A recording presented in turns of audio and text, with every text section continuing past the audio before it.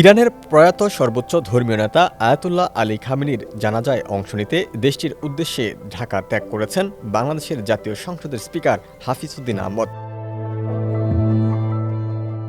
Speaker আজ বৃহস্পতিবার সকাল ৭টা ৩০ ঢাকার হজরত শাহজালাল আন্তর্জাতিক বিমানবন্দর থেকে ইরানের উদ্দেশ্যে রওনা হন।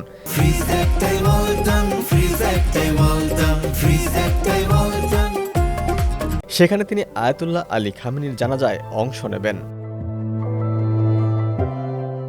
সংবাদ বিজ্ঞপ্তিতে জানানো হয়, আয়াতুল্লাহ আলী খামেনি ১৯৩৯ সালের ১৯ এপ্রিল উত্তর পূর্ব ইরানের মাশহাদে জন্মগ্রহণ করেন। গত ২৮ ফেব্রুয়ারি তিনি শাহাদাত বরণ করেন। তার বয়স হয়েছিল ৮৬ বছর। ১৯৭৯ সালে ইরানে ইসলামী বিপ্লবের পর দেশটির নতুন রাজনৈতিক ব্যবস্থায় তিনি গুরুত্বপূর্ণ ভূমিকা পালন করেন।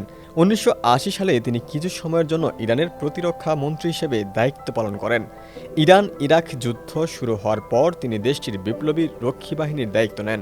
পরবর্তীতে তিনি ইরানের প্রেসিডেন্ট নির্বাচিত হন।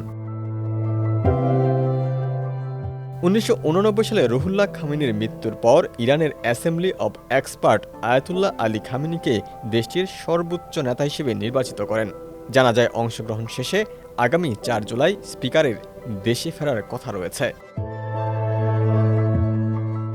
ডেস্ক রিপোর্ট, সমকাল।